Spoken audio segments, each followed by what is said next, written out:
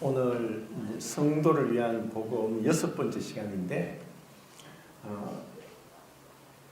이 복음은 우리를 변화시키시고 또 하늘나라에 합당한 자로 만드십니다. 근데 이제 처음 우리가 복음을 들을 때 그 하나님의 말씀이 이제 깨달아지고 또 우리가 믿었다 하지만 사실 믿어지게 하시는 그 하나님의 그 손길을 우리가 이제 느끼고 맛보는 것 같습니다. 그래서 우리를 구원하신 하나님의 그 목적은 거룩한 삶을 살기 위함이다. 내가 거룩하니 너희도 거룩할지어다 라고 말씀을 하신 것이 우리를 구원하신 목적입니다. 단순히 우리를 향한 주님의 복음이 천국에 들어가게 하기 위함이 아니라 천국에 들어갈 자격을 주시고 천국에서 어떻게 살 수 있는지를 그런 능력을 우리에게 주시는 것이 이 복음입니다. 그렇기 때문에 단순히 어떤 칭의, 죄사함과 칭의, 거듭남에 국한시키는 것은 온전한 복음이라고 할 수 없다고 말씀을 드렸습니다. 그러면 우리를 거룩하게 하기 위해서 우리를 구원하셨다면 거룩한 삶이란 무엇인가를 제가 5가지로 말씀을 드렸습니다. 순종하는 삶, 순전한 삶, 이것을 이제 지난 시간에 했고 오늘은 주님과 교제하는 삶, 그리고 성도와 교제하는 삶, 그리고 이제 다음 시간에 그 경건한 삶, 이렇게 이제 5가지로 나누어서 이제 말씀을 드렸습니다. 오늘 그 주님과 교제하는 삶, 그리고 성도와 교제하는 삶을 살기 위해서 우리를 구원하셨다. 그렇기 때문에 구원을 받았다고 하면서 그 주님과 교제하는 삶이나 성도와 교제하는 삶이 없다면은 그 구원은 온전한 구원이 되지 못하고 또 우리를 구원하신 목적을 우리가 따라가지 못하는 삶이 되는 것입니다. 그리고 또 그런 경우도 있습니다. 정말 이제 구원을 받았지만 주님과 교제하는 삶이 어떠한지 또 성도와 교제하는 삶이 어떠한지를 모르고도 천국 갈 수 있는 것 같습니다. 하지만 우리가 주님의 은혜를 구원받은 것은 이렇게 주님과 교제하기 위해서 그 아들과 아버지와 교제하게 하기 위해서 우리를 구원하셨다는 것. 그러면 주님과 교제하는 삶이 무엇인가? 그리고 그 주님과 교제하는 삶과 또 성도들과 교제하는 삶은 또 어떤 연관이 있는가를 오늘 생각해 보도록 하겠습니다. 주님과 교제하는 삶은 굉장히 이제 막연하고 추상적인 것 같습니다. 왜냐하면 주님은 우리 눈에 보이질 않습니다. 보이질 않는 주님과 어떻게 교제를 하느냐? 내가 그 주님과 교제하는지 아니면 정말 주님이 아니고 다른 존재인지, 주님과 교제하지 않으면 자기도 모르게 거듭나지 못한 자들이 행하는 것은 귀신과 교제한다고 또 성경이 말씀하고 있습니다. 주님은 어디에나 계시고 항상 계십니다. 그런데 우리가 그것을 어떻게 언제 그 주님을 만나고 알 수 있는가? 우리가 이제 복음을 전할 때 그런 얘기를 합니다. 여러 가지 질문이 있는데, 저도 이제 복음을 전하면서 또 때로는 이제 뭐 교회를 다니고 있고 또 스스로 믿는다고 하고 또 구원받았다고 하는 사람한테는 이제 이런 질문을 합니다. 당신이 정말 하나님을 만났습니까? 하나님을 만난 적이 있습니까? 그렇게 이제 질문을 하죠. 하나님을 만났다. 그러면은 그래 내가 하나님을 만났다라고 하면은 그러면은 당신이 하나님을 만났는데 하나님도 당신을 알고 있습니까? 물론 모든 세상 사람을 다 알고 계시지만 하나님을 그분이 나를 자녀로 아시는가 아니면 그냥 창조주로 아시는가는 또 다른 별개의 문제입니다. 그리고 우리가 누군가를 안다는 것은 누군가를 만난 적이 있다는 것입니다. 그런데 우리가 예전에 우리나라에 정말 위대한 왕인 세종대왕을 우리가 본 적도 없고 만난 적도 없습니다. 그렇지만 우리는 알고 있습니다. 그러면 내가 그 세종대왕을 만났느냐 하면은 만난 적은 없죠. 그런데도 나는 알고 있고 또 어떠한 분인지를 알고 있습니다. 문제는 내가 그 세종대왕을 안다고 할지라도 또 믿는다고 할지라도 그 세종대왕이 나를 알 수 없습니다. 그것은 하나님과도 마찬가지입니다. 하나님이 나를 아시는가? 그럼 나는 하나님을 어떻게 만났다고 확신을 할 수 있는가? 그것이 진정한 하나님과의 만남이 어떻게 이루어지고 있는가? 우리가 지금 어떻게 보면 성경을 많이 안다고 생각합니다. 많이 알죠. 그리고 성경도 많이 읽었고 또 설교도 많이 들었고 또 어떤 면에서 우리가 알고 있는 성경에 대한 지식은 초대교회 성도들보다 더 많다고 생각합니다. 왜냐하면 우리가 가지고 있는 이 성경이 이렇게 한 권의 성경으로 합쳐지기까지는 장장 1500년 이상의 세월이 걸렸습니다.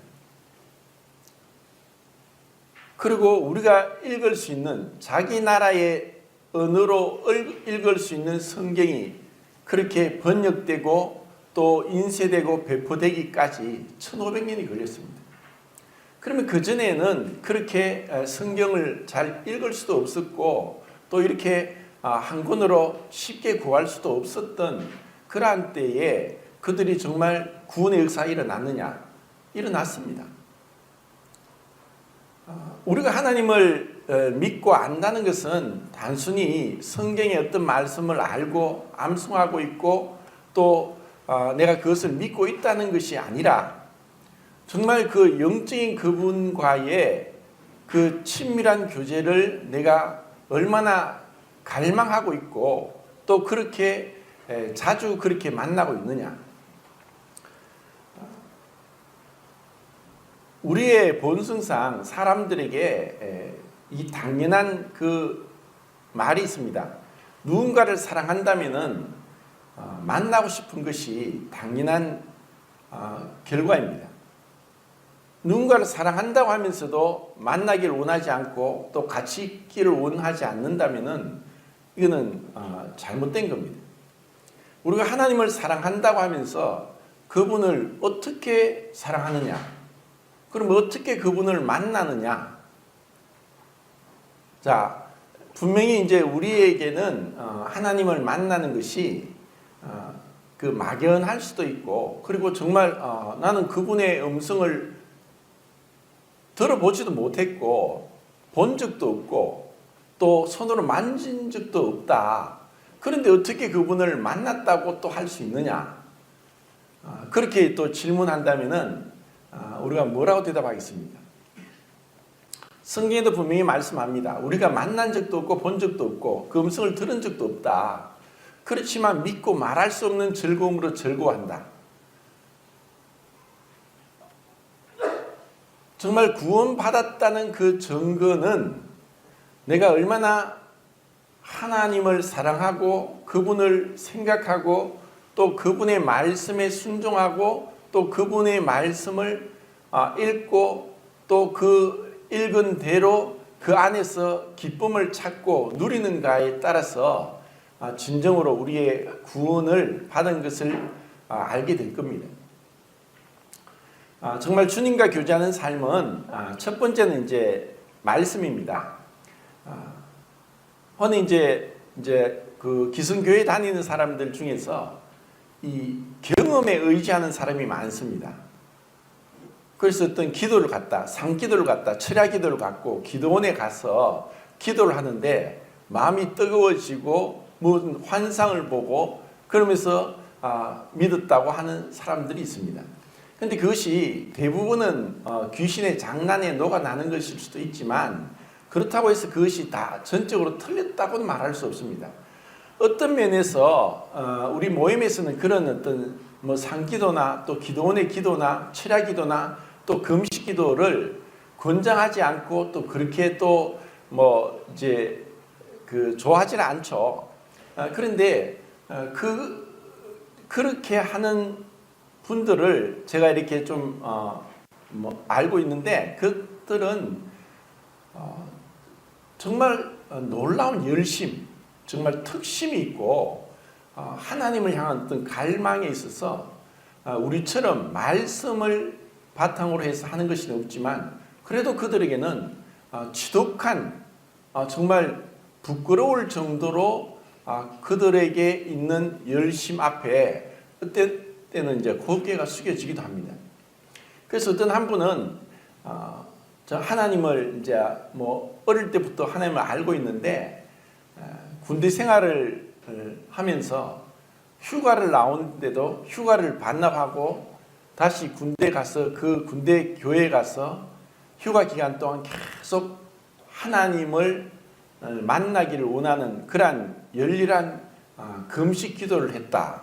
그래서 하나님께서 강하게 자기에게 어떤 세계 선교사로서 부르신 부름을 확답을 하고 그리고 이제 지금까지 거의 한 20년 가까이 이제 선교사 생활을 하고 있는 그런 어떤 간증을 들어볼 때 저게 진짜 하나님을 만난 게 맞는가 이렇게 생각할 수도 있겠지만 그 삶의 열매를 볼 때 정말 하나님을 저렇게 또 만날 수 있구나 하는 것을 이제 우리는 볼 수 있습니다. 그런데 때로는 우리가 이제 그 말씀을 이제 읽고 그리고 거기서 깨닫고 또 믿어졌다고 해서 그것이 그 몇 번으로 끝나는 것이 아니라 계속해서 하나님을 알아가는 그 과정 속에서 우리의 그 성장이 필요합니다. 우리가 하나님을 만났다, 구원받았다, 거듭났다는 것은 새로운 생명의 출생입니다. 생명이 출생했으면은 출생이 있으면 성장이 있습니다.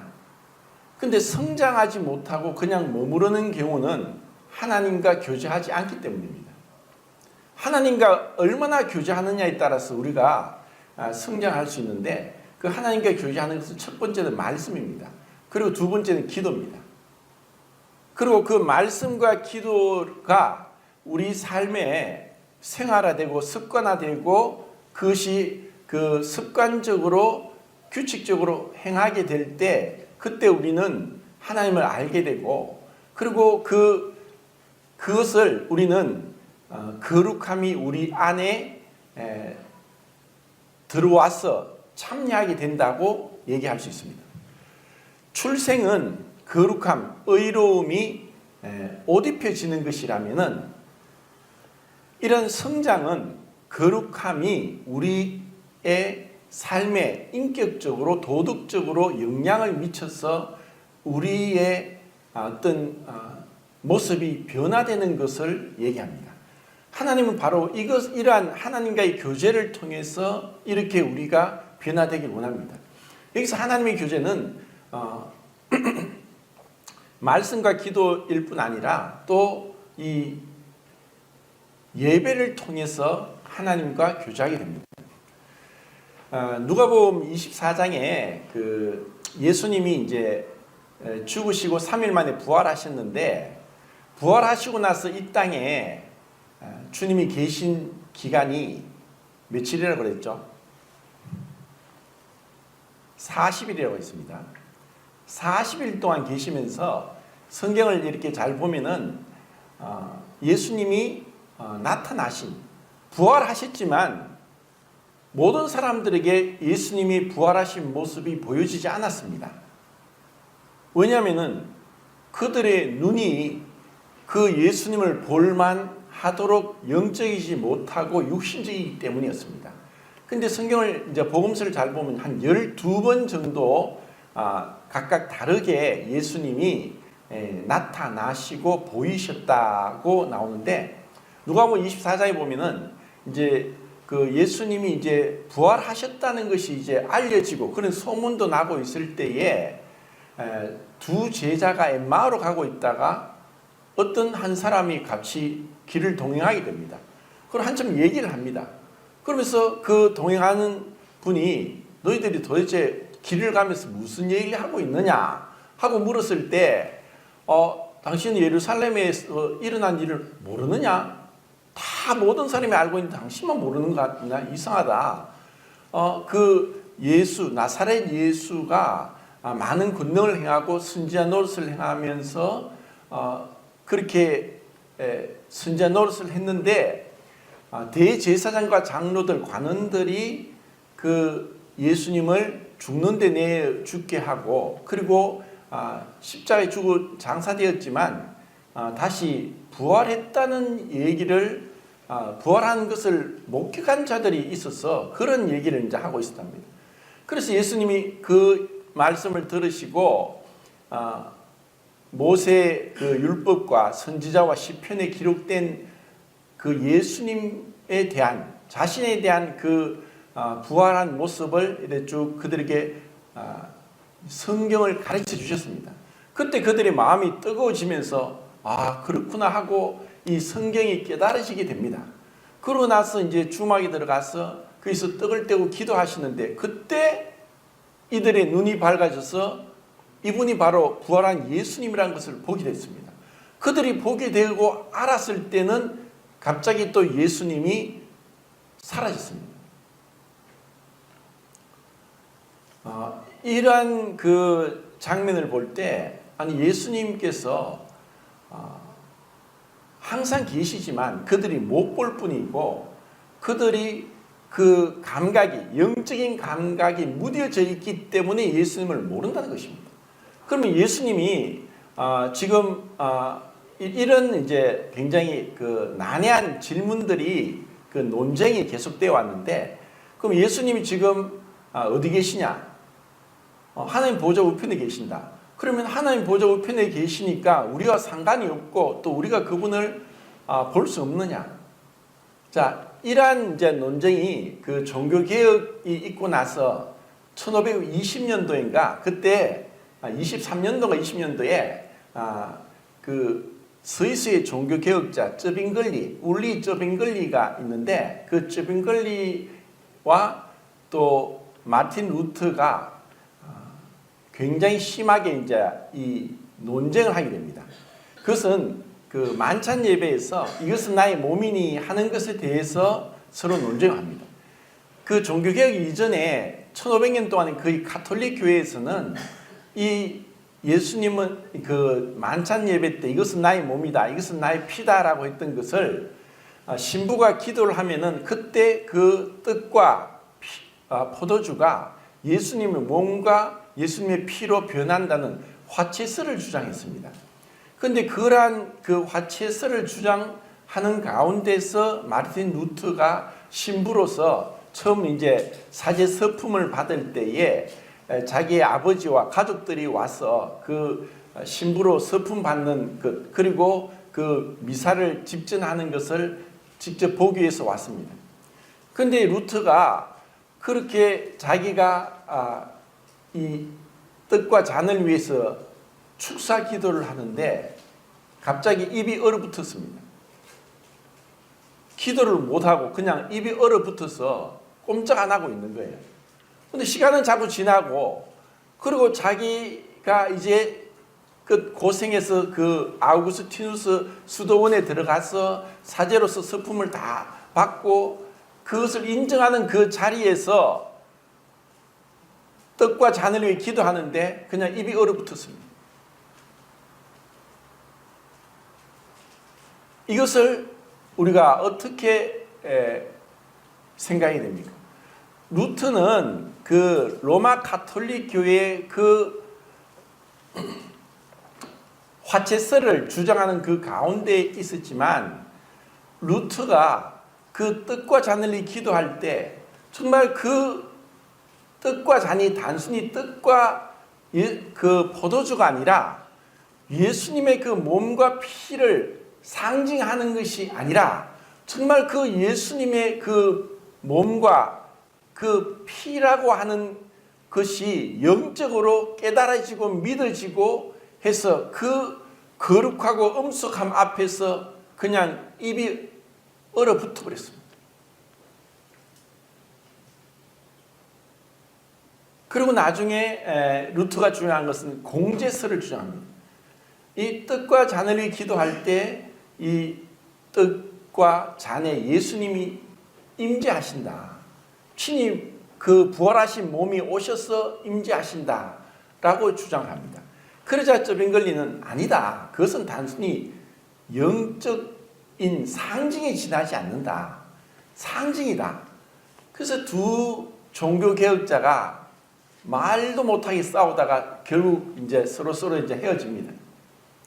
그리고 이제 종교의 2세대인 칼빈이 이제 영적 임재설을 또 주장합니다.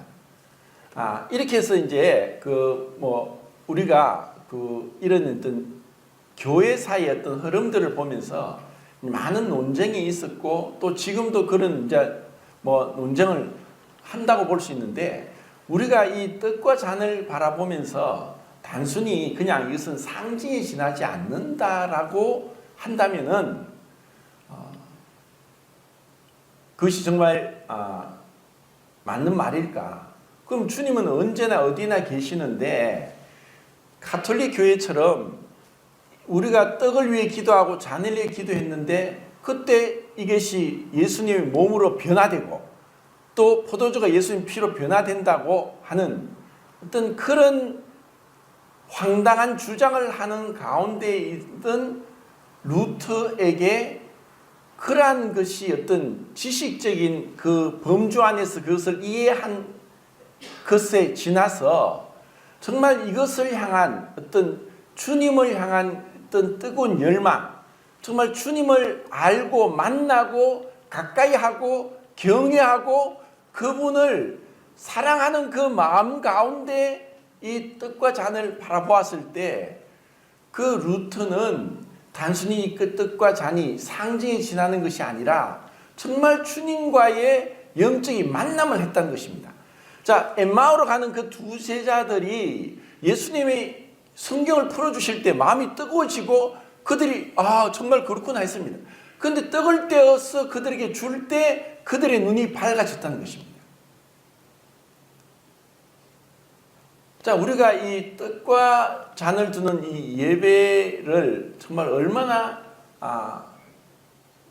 이 준비하고 그리고 또 두렵고 떨림으로 그리고 이 기대에 차서 내가 정말 이 예배를 얼마나 준비하느냐. 제가 많이 간증을 했지만 저는 이제 뭔가 인생이 뭐냐? 인생이 사는 게 뭐냐? 인생이 참된 행복이 어디 있고 사는 목적이 무엇이냐를 많이 고민했습니다. 정말 찾고 찾았습니다. 그러다가 마지막에 하나님은 이 성경을 읽게 하셨고 성경을 그냥 읽고 읽는 가운데 이 말씀이 깨달아지고 믿어지게 하셨습니다. 정말 이것은 말할 수 없는 기쁨이었습니다. 그래서 제가 그 성경을 읽고 깨닫고 나서는 그냥 내가 정말 하나님 이 복음을 위해서 살겠습니다 하는 그런 기도를 했는데 그러고 나서 이제 교회가 뭔지를 몰랐습니다. 그래 교회가 그냥 다 같은 교회인 줄 알았죠. 그래서 제가 이제 새벽에 이제 일어나서 성경을 보는 습관대로 이제 집 앞에 있는 교회를 나왔습니다. 그리고 그곳에 한 1년 정도 다니고 그렇게 했었는데 언젠가 이 설교를 듣는데 이 설교 말씀을 들으면은 이게 성경하고는 다른 것 같은데 하고 자꾸 이렇게 궁금증이 생기니까 이것을 이렇게 다른 이제 교회 나온 교인들하고 얘기하면은 아예 그 말을 못하게 합니다. 아니 성경 말씀을 그런 식으로 목사님 말씀을 그렇게 판단하는 게 아니다. 그래서 나는 이렇게 해서 예수님을 믿게 되었다. 구원받게 되었다. 이렇게 얘기를 하면은 그렇게 해서 화답이 없이 그냥 나는 뭐 교회 생활 얼마 했고 또 뭐 집사 직분을 가지고 있고 새벽기도를 어떻게 했고 또 뭐 이런 이야기를 막 하니까 이제 정말 동문수답하는 거죠. 그럼 나는 이렇게 예수님을 만났다. 나는 이렇게 예수님을 믿게 되었다. 이렇게 얘기를 하면은 그에 대한 화답이 없이 그냥 자기가 어떤 그 교회에서 어떻게 생활을 했는가에 대한 그분의 인격적인 만남이 아니라 자신이 어떤 종교적인 생활에 대해서 얘기를 하니까 많이 답답했습니다. 그래서 제가 대구에 있는 큰 교회란 큰 교회는 일요일마다 되면 이제 교회를 찾기 시작했습니다.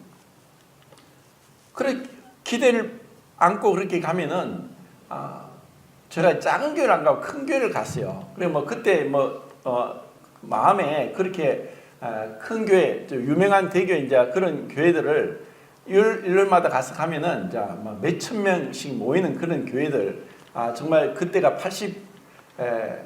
88년도였는데 그렇게 이제 이 예배를 드리고 싶다. 이 예배를 드리는데 어떻게 사람들이 그냥 의자에 앉아서 다리를 꼬고 껌을 씹고 잡담을 하고 졸고 다른 책을 보고 저는 도저히 용납이 안 됐습니다. 이것이 예배가 아니다. 우리가 하나님, 보이지 않는 하나님께 예배를 드리는데 이렇게 불경건하고 이렇게 마치 대통령 앞에 있다면 저렇게 하겠느냐. 근데 우리가 예배 드리는 분은 하나님이다. 창조주 하나님인데 근데 사람들이 다는 그렇지 않겠지만 제가 앉아있는 주위의 사람들을 보면은 그냥 앉아서 예배를 구경하고 그렇게 가는 것 같아요. 그래서 저는 말씀도 들어오지 않고 그리고 그런 사람들과 교제도 안 되니까 일요일마다 큰 교회를 찾아갑니다. 그러면 외형은 멋지고 근사합니다. 그런데 설교 말씀을 한 10분 정도 들으면은 금방 실증이 나고 또 이 마음에 화답이 되지 않아서 끝나자마자 나오고 그 다음 주에 또 다른 교회를 가고 이렇게 일요일마다 교회를 찾아다니다가 나중에는 포기를 했습니다. 그리고 기도를 했습니다. 주님, 정말 제가 이 성경에 나온 교회로 저를 인도해 주십시오. 그렇게 기도를 했습니다. 기도하고 나서 막 스스로 혼자서 막 웃었습니다. 말도 안 돼. 이런 교회는 찾을 수도 없고, 그리고 그런 교회를 내가 어떻게 찾을 수 있을까? 지금은 이런 교회가 없는 것 같다. 이렇게 생각했어요. 그러다가 하나님의 은혜로 88년도 12월 3일 토요일 날 우리 모임으로 오게 되고 12월 4일 날 첫 예배를 드렸습니다. 그때는 만찬 예배를 드리는데 이 의자가 없었고 이제 방석을 깔고 무릎을 꿇고 예배를 드렸습니다. 그리고 오후에 저녁 7시 시간에 이제 그 저녁 집회가 있었는데 그때는 이제 자유롭게 간증도 하고 말씀 교제도 하는 그런 시간이었습니다. 그래서 제가 첫날 예배를 드리고 그날 저녁에 저녁 집회 시간에 구원 간증하려고 앉아 있는데 찬송을 이렇게 부르고 있었는데 갑자기 그냥 울음이 나기 시작했어요. 근데 나중에는 이게 복받쳐서 막 흐느끼면서 소리가 나니까 도저히 앉아서 울 수가 없었어요. 그래 밖에 뛰어나가서 밖에서 실컷 울고 들어왔습니다. 그러고 나서 이제 기도를 시작하고 이제 저녁 집회 시작됐는데 첫날 교회 가자마자 나가서 이제 구원 간증을 했습니다. 그러니까 실컷 울다가 정신없이 이제 구원 간증을 하는데 제가 제 입에서 그런 말이 나왔습니다. 뭐 준비한 것도 아니고 이런 말을 해야 되겠다 그런 것도 아니었는데 내가 이때까지 하나님의 은혜로 구원받고 나서 교회를 찾다가 오늘 처음 교회 왔습니다. 그리고 이 시간 구원 간증하려고 앉아 있는데 찬송을 부르는 때에 말할 수 없는 눈물이 났습니다. 마치 요셉이 22년 만에 형들을 만나고 내 형제를 만났다는 기쁨 가운데 너무 울음이 복받쳐서 밖에 나가서 실컷 울고 들어온 요셉과 같이 내가 영원한 형제 자매를 만났다고 생각이 되니까 너무나 기뻐서 밖에서 실컷 울고 왔습니다. 그렇게 간증을 시작했습니다. 그래서 그 한 시간 간증을 한 것 같은데 그렇게 해서 하나님께서 은혜로 저를 이제 불러주셨는데, 그런데 언젠가 시간이 지나면서 그 하나님이 보여주시고 또 깨닫게 하시는 그 교회에 대한 허물이 보이고 사람들에 대해서 이 결점이 보이기 시작하는 거예요. 그런 마음이 일어나요. 그리고 때로는 설교를 듣는데 그냥 마음이 팍 상해서 그냥 뛰쳐나가고 싶은 생각까지도 들 정도였습니다. 그리고 그때 장로님이 이제 5분이 계셨는데 한 분은 전심 사역자 형제님이시고, 그래서 이제 그분의 설교는 잘 들었는데 다른 장로님들은 전문적인 설교자가 아니까 들으면서 굉장히 실망도 하고 판단도 됐습니다. 그런데 하나님께서 저에게 이런 마음이 있을 때 교회만 가면은 하나님이 그냥 제 귀에다가 제 머리에다가 막 큰 소리를 호통치는 소리가 들리는 거예요. 그 소리가 무슨 소리냐? 이 교만한 자야! 저는 그냥 두려웠습니다. 아무도 없는데 이 교만한 자야! 그냥 교회만 가면 무릎 꿇고 기도했습니다.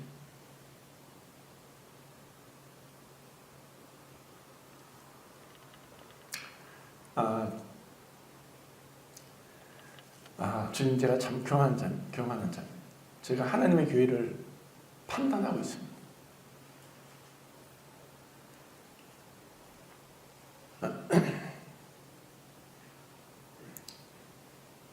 우리가 하나님의 은혜를 구원받았다 할지라도 우리 안에 신분적인 변화가 있지만 우리의 그 인격적이고 도덕적인 변화가 갑자기 되지 않습니다. 계속 시간이 흘러서 변화가 됩니다. 사도행전 2장을 보시겠습니다.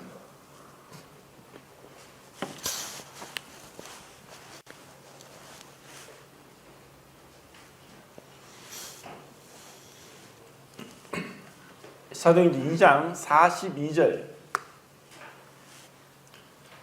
46절 두 절만 읽겠습니다. 42절 46절 시작.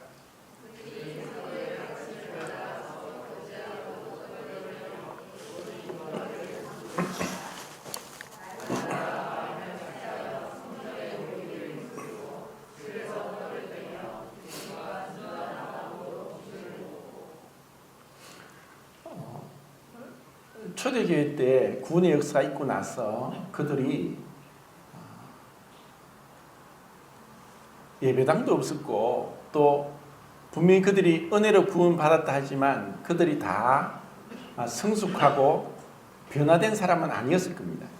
그런데 그들에게 있어서 사도의 가르침을 받는 것과 또 서로 교제하고 떡을 떼고 기도하기 힘쓰고 그리고 날마다 성전에 모여서 그들에게 이루어진 놀라운 하나님의 은혜의 역사를 찬양했던 것은 구원받은 결과고 구원받았다는 증거입니다. 하나님은 우리를 구원하시고 그냥 마음대로 살도록 내버려 두셨다가 죽으면 천국 데려가시는 분이 아니라 우리를 구원하신 것은 전적으로 그분이 우리를 만나 주신 겁니다. 그것이 어떤 형태로든지 다양하게 사람마다 다르고 또 한 가지로 그분의 성령의 역사를 우리가 제한하고 축소할 수 없습니다.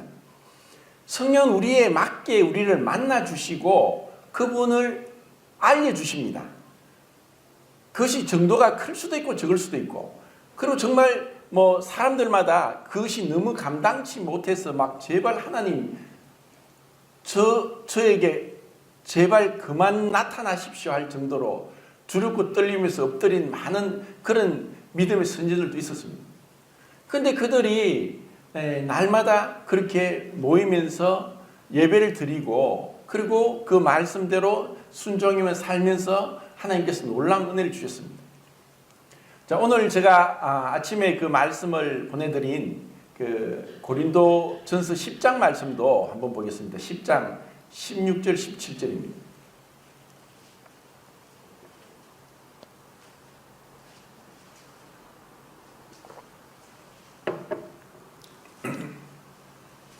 (10장) 16절 17절.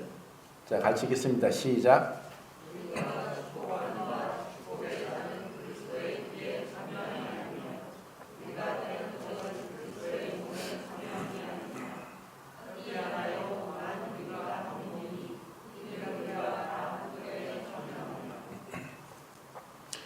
고린도전서 10장에서 사도 바울은 그 이스라엘 백성들이 출애굽을 하고 홍해를 건너고 만나를 먹고 또 반석을 쳐서 물을 마신 것을 모세와 함께 침례를 받았고 신령한 음식 또 신령한 물을 마신 것을 곧 그것은 그리스도를 이제 만난 거고 그리스도를 먹고 마신 거다라고 이렇게 얘기를 했습니다. 그것이 마치 우리가 은혜로 구원받고 이 세상 가운데서 하나님의 교회로 옮겨진 것 같은 그런 것과 유사하게 그것을 비교해서 얘기하고 있습니다.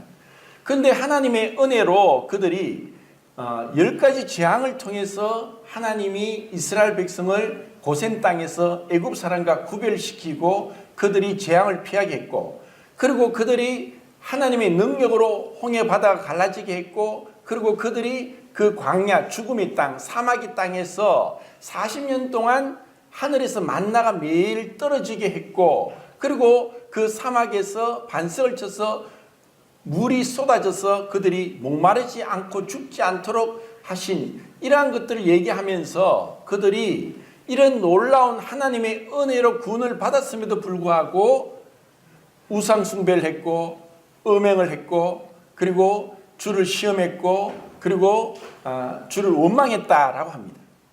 자, 이것은 이스라엘 백성들이 그렇게 함으로 인해서 가나안 땅에 들어간 자가 여호수아 갈렙과 그리고 제사장들밖에 없었습니다. 이것은 오늘날 우리에게도 마찬가지입니다.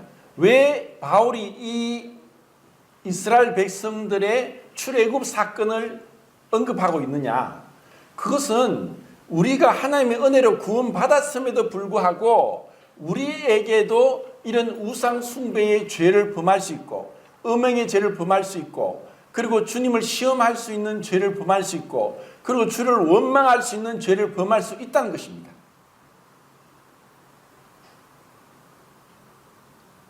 그리고 고린도 교회가 그렇게 되었고 그리고 2000년 교회 역사상 사실 온전한 교회를 찾아보지 못할 정도로 그런 많은 그 죄 가운데 빠진 교회들을 바라봅니다.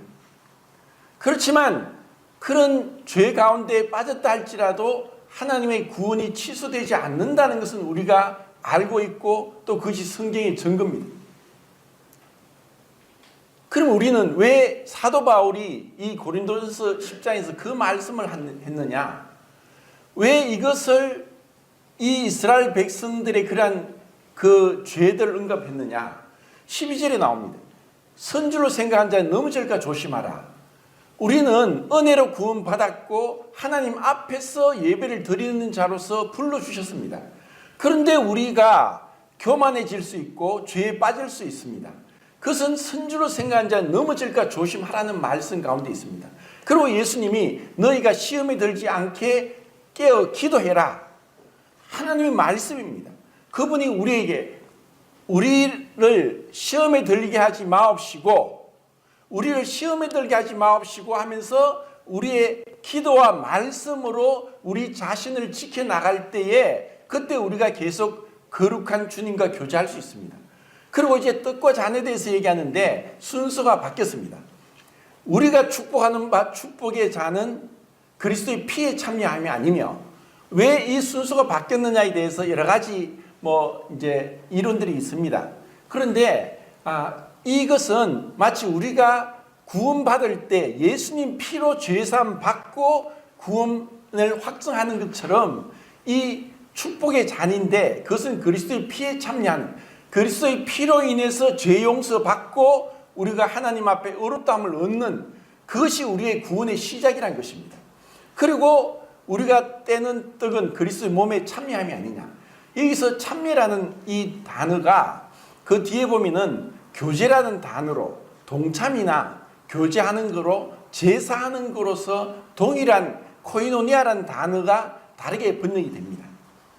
결국 이 구원받은 그리스도인들이 주님과 교제하면서 예배를 드리는데, 떡과 잔을 바라보면서 주님의 그 십자가에서 상하신 그 몸과 피를 우리가 믿음으로 바라보면서 그것에 참여하는 것이고, 그것을 통해서 우리가 그 안에서 그 같이 그 연합된 자로서 그 주님의 고난을 믿음으로 바라보는 것이고, 그리고 그것이 바로 주님이 우리와 만나기를 원하시는 것입니다. 그러면 이 떡과 잔을 통해서 우리에게 주시고자 하는 교훈은 너무나 많습니다. 우리는 잊어버리는 자고, 또 마음이 마치 그 교만해지고 딱딱해지고 죄의 유혹으로 우리의 마음이 둔해질 수 있는 여러 가지 그러한 위험 요소가 다분히 있습니다. 그런데 우리가 이 떡과 잔을 바라보면서 바로 그 주님이 우리를 위해 상하신 것이 나의 죄 때문이라는 것. 이미 우리는 죄 용서 받았지만 우리가 이 죄가, 우리의 죄가 주님께 전가되어서 우리가 받을 형벌을 예수님이 대신 받았기 때문에 우리는 이제 의로운 자로서 하나님 앞에 예배를 드립니다. 그렇지만 우리는 우리 안에 여전히 죄가 있다는 것입니다.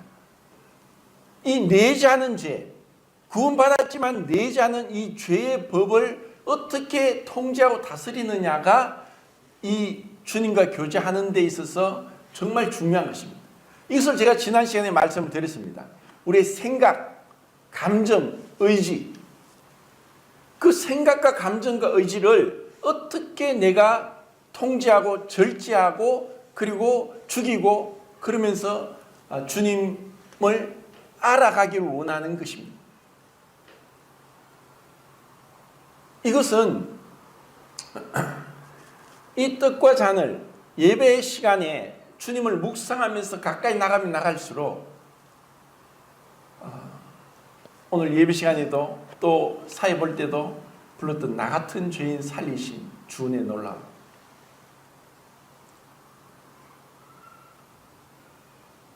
그 주님이 우리의 이 모습을 보여주십니다.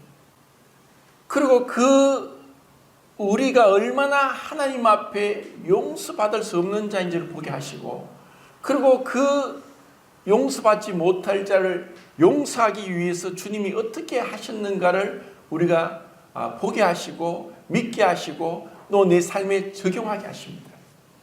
그리고 우리를 이렇게 변화시켜 주신 것에 대해서 감사와 찬송이 넘치게 하십니다.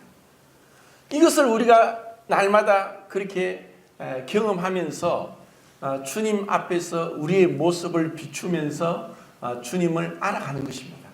그리고 주님을 알아가면 알아갈수록 벼가 익으면 고개를 숙이듯이 겸손해집니다.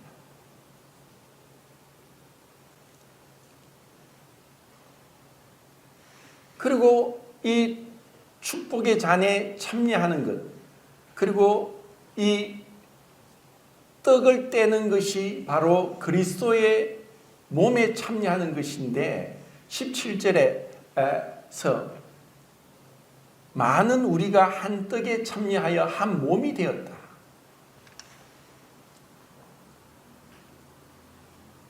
이제 주님과의 교제뿐 아니라 이 예배는 이전에는 나 혼자 했습니다. 오직 나 혼자 했습니다. 그런데 주님은 우리로 하여금 내 혼자가 아니라 우리라는 것을 보게 합니다. 그리고 다른 사람들을 돌아보게 합니다. 자, 31절, 32절 읽겠습니다. 고린도전서 10장 31절, 32절. 시작.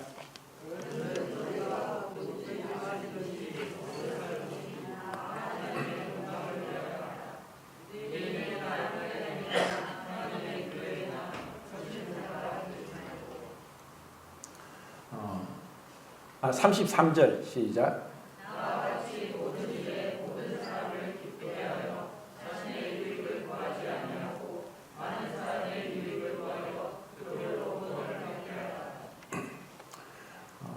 이제 우리가 그 예배를 드리는 것은 주님과 교제하는 것이고 또 성도들과 한 떡에 참여하면서 한 몸의 지체가 되게 하셨다는 것을 경험하게 합니다.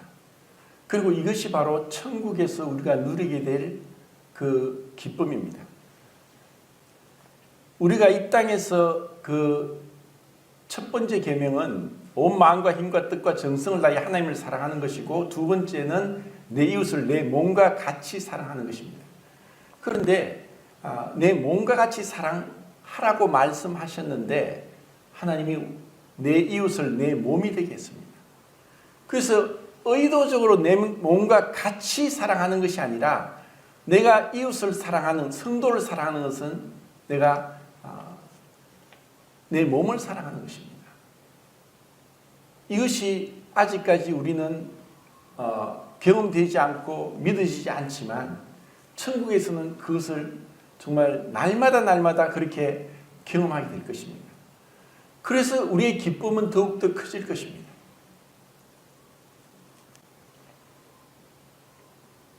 그런데 주님과 교제한다고 하면서 마치 우리의 신앙은 그 사다리와 같은데 사다리가 보면은 그 밑에가 넓고 위로 올라갈수록 좁아집니다.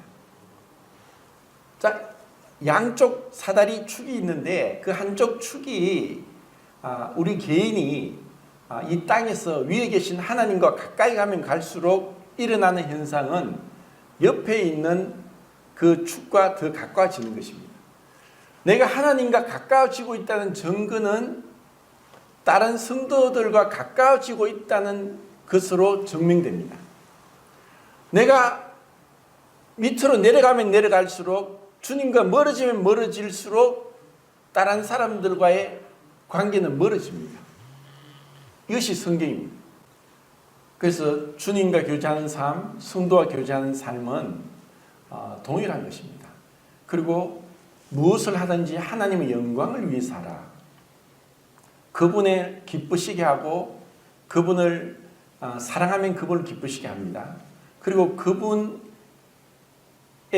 그 말씀에 순종하면서 다른 사람들을 이게 덕이 되게 하라. 그들을 생각하고 그들을 배려하고 그들을 위해 수고하고 헌신하고 그리고 섬겨주는 것. 우리가 만약에 그렇게 하나님의 영광과 또 다른 사람의 유익을 위해서 행할 때 그때 우리는 더욱더 천국을 맛보는 것이고 또 주님을 알아가는 것이고 그것이 또 주님이 말하는 거룩한 삶입니다.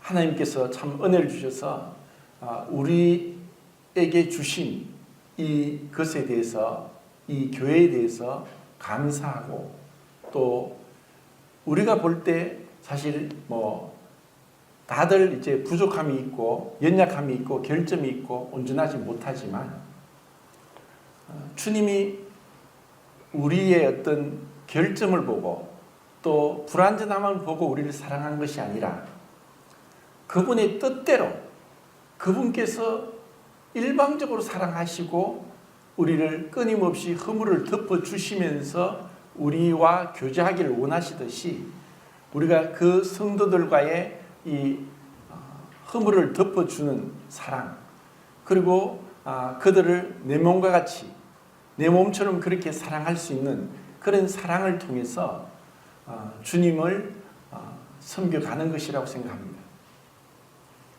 이것이 참 어떤 뭐 의식적이고 또 아니면은 체면상 그리고 을에 뭐 마지못해서가 아니라 우리가 참 마음으로 뜨겁게 서로 사랑해라. 마음으로 뜨겁게 서로 사랑해라. 정말 그 성도는 존귀한 자니 단순히 어떻게 머리로만 아는 사람들이 많습니다. 성도는 존귀한 자니 하면서 존귀하게 여기지 않고 행하는 것이 자기의 이기심에 사로잡힐 때가 많아서 그렇게 해서 성도를 존귀하게 여기지 못할 때가 많습니다.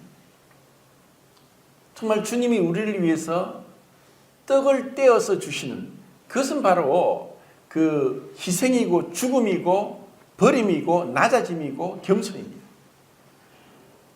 그럴 때에 우리가 주님을 알게 됩니다.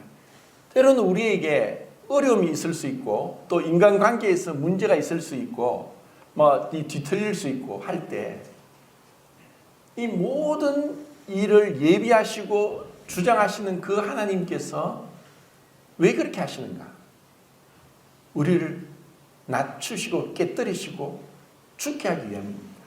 하늘의 미랄이 땅에 떨어져 죽음으로 많은 열매를 맺습니다. 그래서 나를 다루시는구나. 상대방을 보고 왜 저러냐고 하지 말고 나를 다루시는구나 하고 주님을 생각하고 주님 말씀을 묵상하면은 주님이 우리를 위해 섬겨주셨던 그 주님의 방법대로 행하게 됩니다. 그것이 바로 이제 베드로를 향한 주님의 방법입니다. 주님은 베드로가 자기를 3번이나 공개적으로 예수님을 모른다 하고 부인했습니다. 근데 예수님은 베드로를 찾아갔습니다. 네가 나를 사랑하느냐?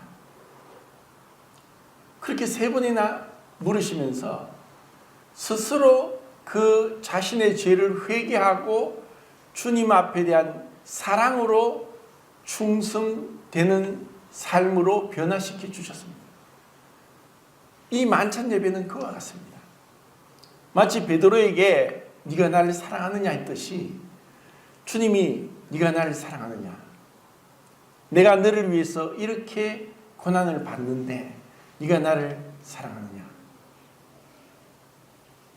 주님께서 은혜를 베풀어 주시길 바랍니다. 이상.